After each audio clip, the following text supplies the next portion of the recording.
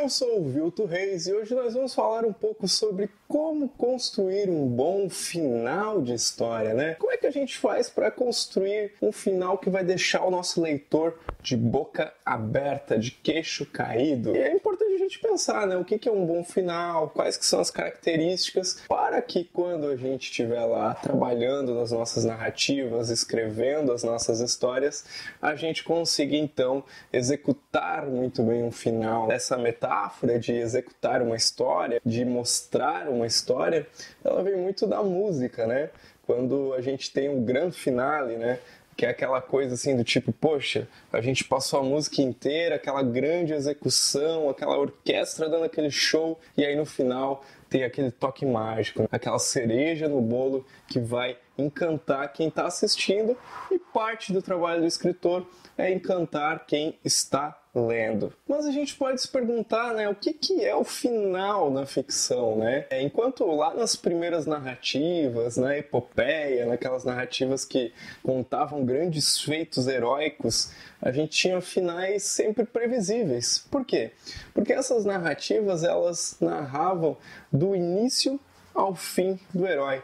Do nascimento, geralmente cercado de algum evento meio mágico, de algum evento meio fantástico, como por exemplo o fato às vezes do protagonista ser um semideus, né, ser filho de um deus com um humano, e aí essas narrativas passavam por grandes feitos do personagem e acabavam com a sua morte. Então os finais eram muito previsíveis. Mas com a evolução da narrativa nós passamos a ter histórias que se passavam até mesmo em um dia da vida do personagem, ou em um momento, ou em uma hora, ou até em um segundo, quem sabe entre o disparo de um revólver e o ponto em que o tiro que saiu daquele revólver atinge algo ou alguém.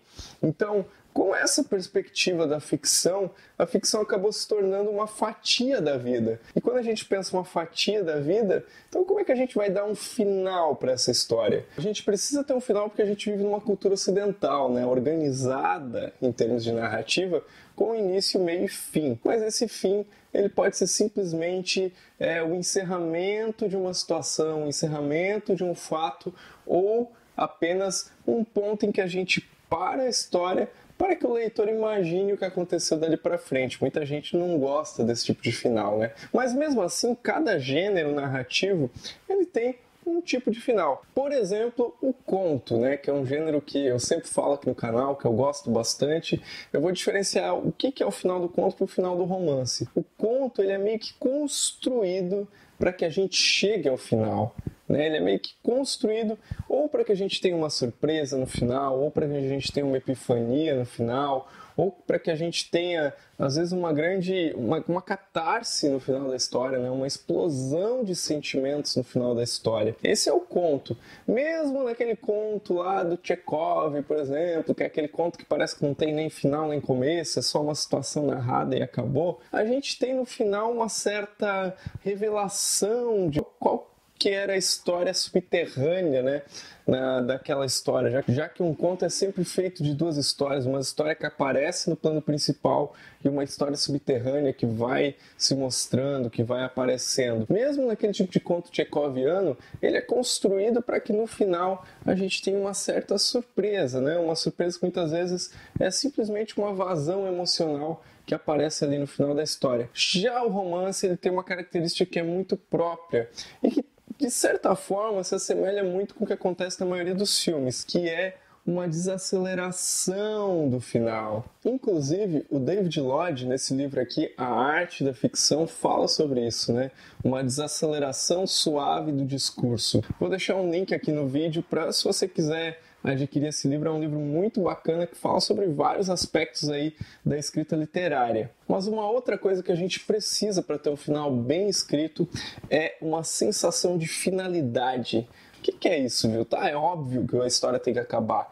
Não, mas a forma como você vai contando a sua história, ela tem que ir levando a um fim.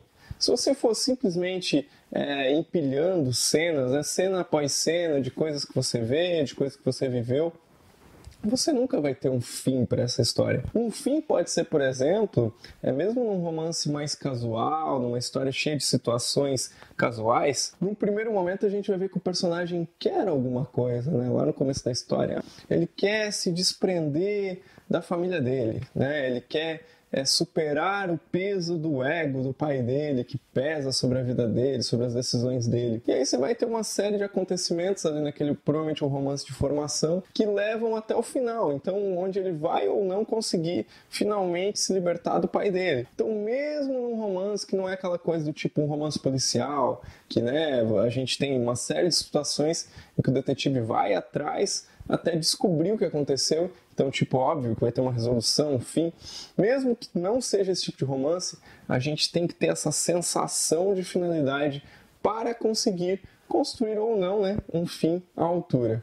E a última coisa que eu queria comentar que é importante para a construção de um fim para a história é que ele seja uma espécie de ímã para a história. O Edgar Allan Poe, por exemplo, ele defendia a ideia de que você construísse primeiro o final da história e que depois você viesse arquitetando a história para que conduzisse àquele fim. O Orhan Pamuk, que é um escritor turco que venceu o Nobel de Literatura em 2006, ele diz que todo livro, todo romance, né, ele tem um ponto de convergência, né, um ponto para onde todos os fatos da história terminam convergindo.